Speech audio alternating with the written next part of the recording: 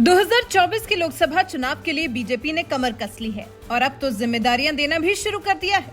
अपनी तैयारी के बाद पार्टी ने तय कर लिया है कि किसे किसे कहां कहां का जिम्मा देना है और झारखंड का जिम्मा दे दिया गया है। बीजेपी के कई सालों बाद घर वापसी करने वाले बाबूलाल मरांडी को लेकर झारखंड में बड़ा फेरबदल किया गया है।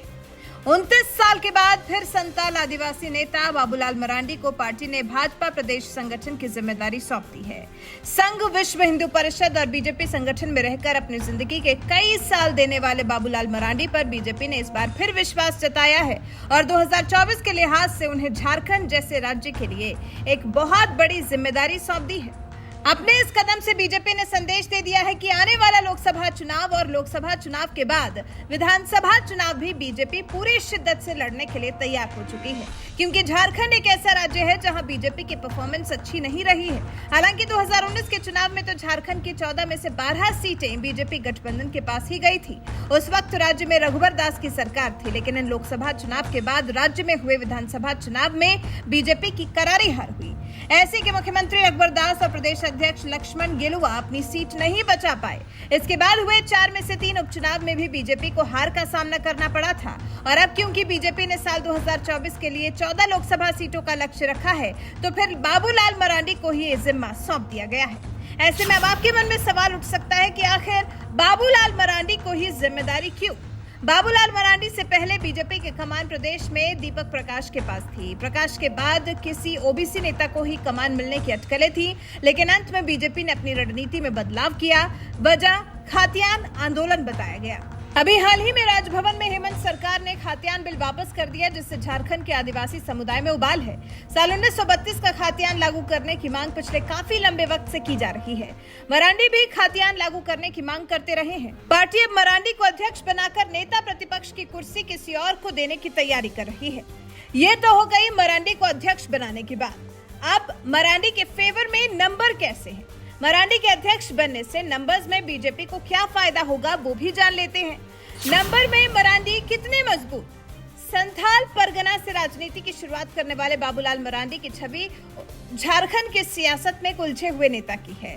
साल 1991 में अविभाजित बिहार में दुमका सीट पर बीजेपी के टिकट पर मरांडी मैदान में उतरे, लेकिन जेएमएम के शिबू सोरेन से हार गए थे।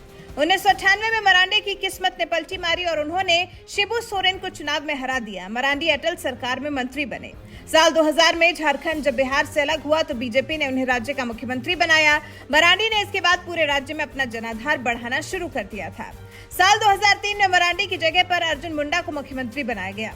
2004 में मरांडी लोकसभा चुनाव लड़े और बीजेपी के एकमात्र नेता थे जो जीतने में सफल रहे। मरांडी की नजर सीएम की कुर्सी पर थी, लेकिन बीजेपी ने अर्जुन मुंडा को ही सीएम बनाने की बात कही। 2005 में मरांडी ने सरकार के खिलाफ बगावत की। मुंडा सरकार पर भ्रष्टाचार के आरोप लगाए। 2006 में मरांडी ने खुद की पार्टी बना ली, जिसका नाम रखा झारखंड विकास मोर्चा प्रजातांत्रिक। 2009 के चुनाव में मरांडी की पार्टी को झारखंड की 81 में से 11 सीटों पर जीत मिली। 2009 से 2014 तक के लोकसभा चुनाव में बाबूलाल मरांडी की पार्टी को 2 सीटें मिली। 2009 में मरांडी खुद कोडरमा से जीते और 2011 में जमशेदपुर उपचुनाव में उनके करीबी अजय कुमार को जीत मिली। 2014 में मरांडी की पार्टी को 8 सीटों पर जीत मिली। उनके 6 विधायक बीजेपी ने तोड़ लिए। 2014 में मोदी लहर में जेवीएम को नुकसान हुआ। बाबूलाल मरांडी को 12.3% वोट मिले, जो उस वक्त जेएमएम से अधिक था। 2019 के लोकसभा चुनाव में जेवीएम कोडरमा और गोड्डा सीट पर दूसरे नंबर पर रही। दोनों सीटों पर बीजेपी को जीत मिली। नंबर से साफ है कि मरांडी झारखंड का छोटा नाम नहीं है। ऐसे में बीजेपी ने बाबूलाल मरांडी के कंधों पर बड़ी जिम्मेदारी सौंप दी है।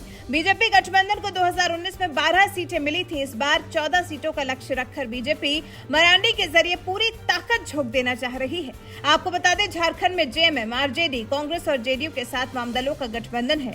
सिंहभूम और राजमहल सीट पर पिछले चुनाव में बीजेपी को हार का सामना करना पड़ा था। इन दोनों सीटों के अलावा गोड्डा, दुमका, खूंटी और लोहरदगा सीट भी पार्टी के लिए चुनौती बनी हुई है।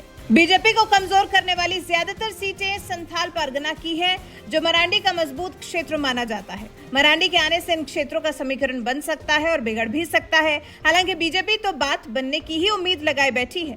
बीजेपी के लिए यूपी के यादव, आदिवासी और मुस्लिम गठजोड़ को तोड़ने की भी चुनौती है। तीनों की आबादी करीब 60% के आसपास है। अगर यूपीए का ये समीकरण हिट हो गया तो बीजेपी को बड़ा नुकसान हो सकता है। इसलिए मरांडी को कमान सौंपी गई है। फिर मरांडी के पुराने नेताओं से भी अच्छे संबंध है। ऐसे में मरांडी के बल पर उम्मीद लगाई जा रही है कि बीजेपी को चुनाव में बढ़त मिल सकती है। वैसे क्या मरांडी चुनाव में लगा पाएंगे बीजेपी का बेड़ा पार? क्या लोकसभा चुनाव में झारखंड में बीजेपी का 14 सीटों का लक्ष्य होगा पूरा और उसके बाद विधानसभा में भी लहराएगा भगवा? इस बारे में आपकी राय हमें कमेंट कर जरूर बताएं।